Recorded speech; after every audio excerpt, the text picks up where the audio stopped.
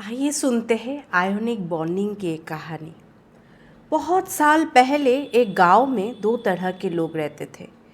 एक तरह के लोग बहुत खुश थे, अपने आप में बहुत स्टेबल थे, उनको सब नोबल गैस बोलते थे। दूसरे तरफ और एक टाइप के लोग थे जो अपने लाइफ से बिल्कुल खुश नहीं थे। वो लोग रेस्टलेस थे, रिएक्टिव थे और स्टेबिलिटी के खोज में रहते थे। उसी ग्रुप से एक लड़का जिसका नाम था क्लोरीन निकल पड़ा स्टेबिलिटी के खोज में। क्लोरीन इलेक्ट्रॉन का प्यासा था।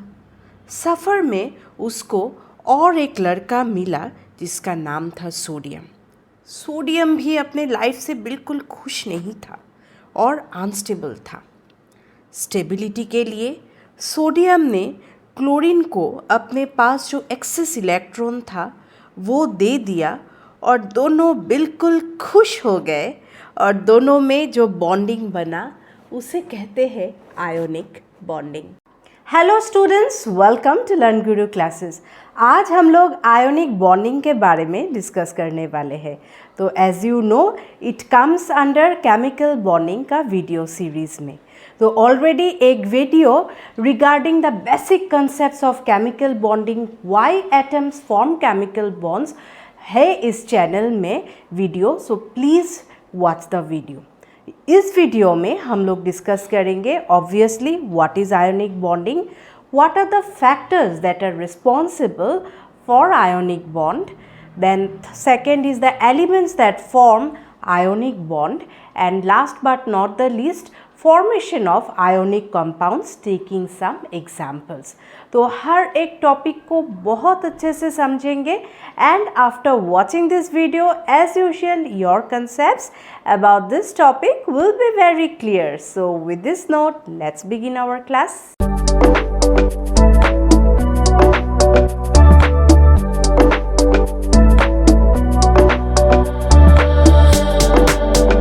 फर्स्ट आते हैं व्हाट इज़ आयनिक बॉन्डिंग। तो आयनिक बॉन्डिंग होता है ऐसा केमिकल बॉन्डिंग जहाँ पे दो एटम्स कंबाइन होते हैं बाय ट्रांसफ़र ऑफ इलेक्ट्रॉन्स। तो अगर मैं ट्रांसफ़र ऑफ इलेक्ट्रॉन्स का बात करूँ तो कोई एक एटम को इलेक्ट्रॉन देना चाहिए और कोई एक एटम इलेक्ट्रॉन एक्सेप्ट करेगा। तो एक एग्जाम्पल लेते हैं एटम ए और एटम बी का। तो एटम ए का इलेक्ट्रॉनिक कन्फिगुरेशन है 281 एंड एटम बी का 287 है। ठीक है, तो एटम ए एक इलेक्ट्रॉन एटम बी को डोनेट करता है। तो क्या क्या चेंजेस होगा दोनों में? तो since atom A is donating 1 electron to atom B, so atom A becomes donor atom, right? And since it loses 1 electron, so it from atom A it becomes A plus, क्योंकि यहाँ पे deficit of electrons हो रहा है atom A में।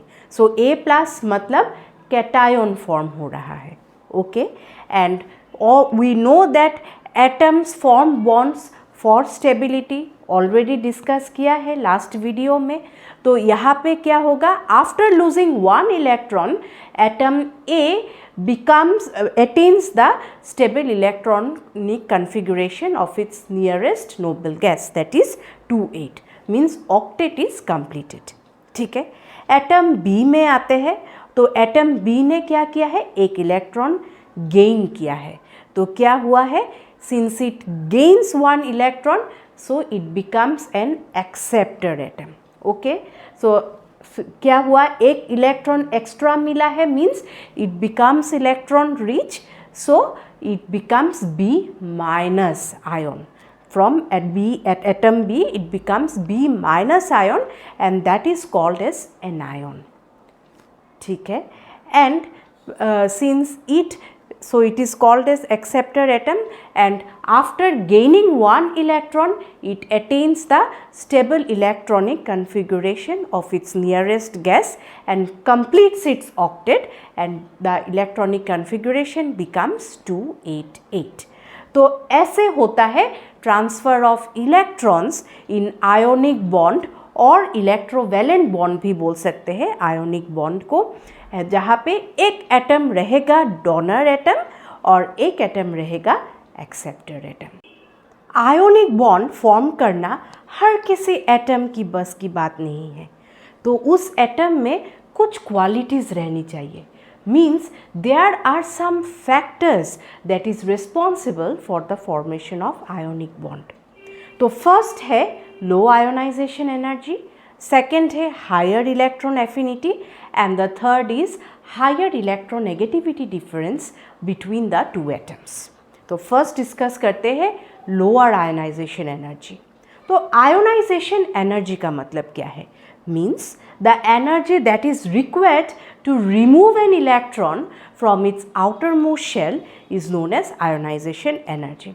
तो obvious ही बात है, जितना कम आयोनाइजेशन एनर्जी लगेगा उतना इजीली एक इलेक्ट्रॉन आउटर मोस्ट शेल से रिमूव हो जाएगा एटम से, right? So we can say that lower the ionization energy, more easily an electron can be removed from its outermost shell. ठीक है, तो उतना इजीली एक एटम डोनर एटम हो सकता है since donor atom loses that electron. ठीक है, सेकेंड है हायर इलेक्ट्रॉन एफिनिटी। ठीक है, इलेक्ट्रॉन एफिनिटी मतलब the energy that is released to accept an electron by an atom, so that is your electron affinity. तो इलेक्ट्रॉन एफिनिटी जितना ज़्यादा है तो उतना टेंडेंसी है by an atom to accept that electron. So higher the electron affinity, more is the tendency of the atom to accept electron. ठीक है, third है हायर इलेक्ट्रोनेगेटिविटी डिफरेंस, जितना ज़्यादा है so more easily transfer of electrons between the two atoms occur. ठीक है, तो इसके लिए पीरियोडिक टेबल देखते हैं। पीरियोडिक टेबल में जो एक्सट्रीम लेफ्ट सपोज सोडियम ले लेते हैं एंड एक्सट्रीम राइट में है क्लोरीन। ठीक है, तो सोडियम हम लोग मानते हैं since sodium is a metal so it has the tendency to lose electron. ठीक है, मतलब सोडियम इज इलेक्ट्रोपॉजिटिव। ठीक है, उसी तरफ से क्लोरीन का क्या टेंडेंसी होता है to accept electron for the sake of stability.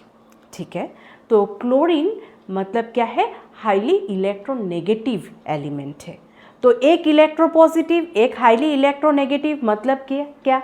Electronegativity difference ज़्यादा है, तो इलेक्ट्रोनेगेटिविटी डिफरेंस ज़्यादा है मतलब मोर इज़ द टेंडेंसी और मोर easily transfer of electron occurs. इसीलिए तो सोडियम क्लोराइड NaCl में अच्छा आयोनिक बॉन्ड या इलेक्ट्रोवैलेंट बॉन्ड होता है।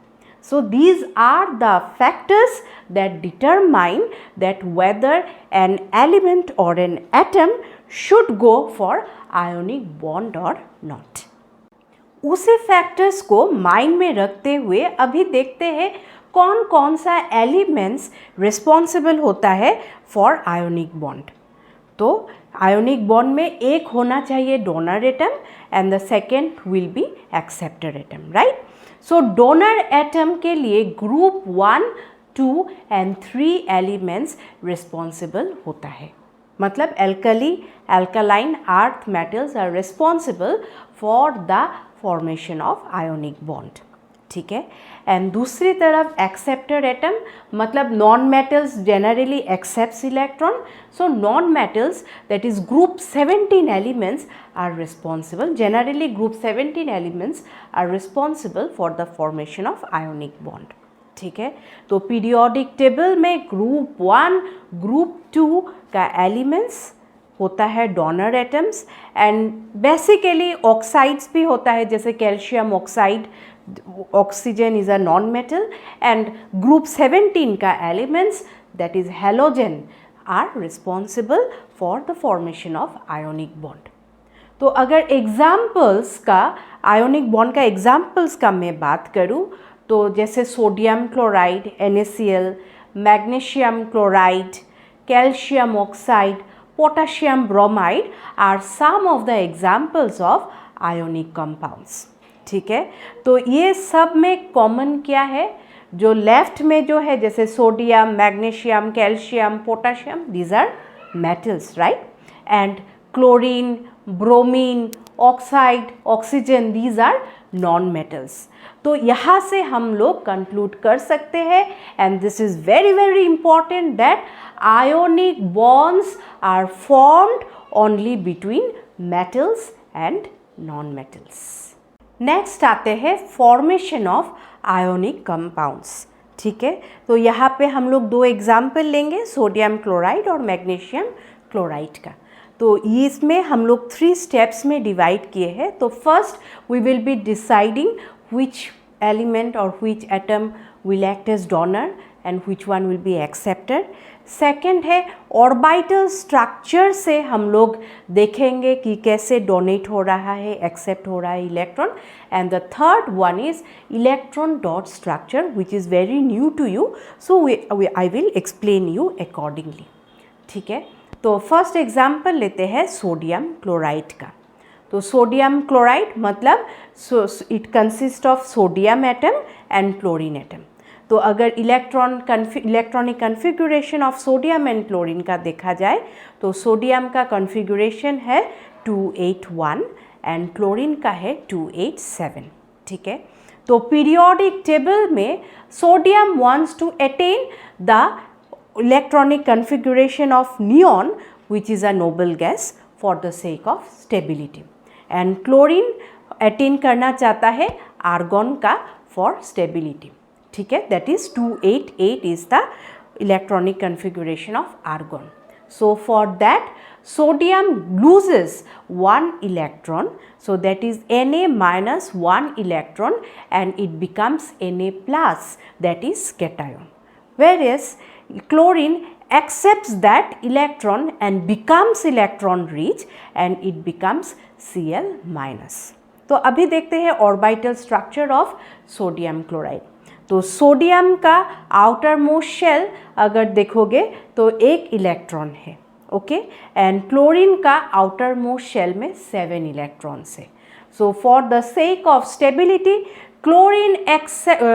Sodium donates 1 electron to chlorine and accordingly it becomes Na plus and Cl minus. तो Na plus मतलब इलेक्ट्रॉनिक कन्फिगुरेशन 2,8 हो गया, तो that is the electronic configuration of neon, and chlorine as it accepts that electron, electronic configuration becomes 288 as that of argon.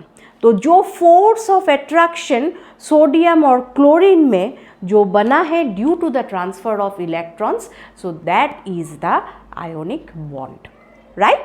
तो अभी electron dot structure अगर मैं बोलती हूँ तो इलेक्ट्रॉन डॉट स्ट्रक्चर बहुत इजी है. मतलब क्या है, जस्ट आउटर मोस्ट शेल का जो इलेक्ट्रॉन है सो that is represented by a dot, ठीक है. तो सोडियम का एक इलेक्ट्रॉन है आउटर मोस्ट शेल में, so that is represented by a dot as this, okay. Chlorine का 7 इलेक्ट्रॉन्स है, so 7 electrons are represented by a dot. So after transfer of electron, sodium becomes Na plus and chlorine becomes Cl minus. So this is how ionic bond between sodium and chlorine occurs, and thus it gives rise to a new compound, that is sodium chloride. Next example है magnesium chloride का. तो magnesium chloride consists of 1 magnesium atom and 2 chlorine atoms. तो अगर electronic configuration of magnesium is 282 and chlorine is 287.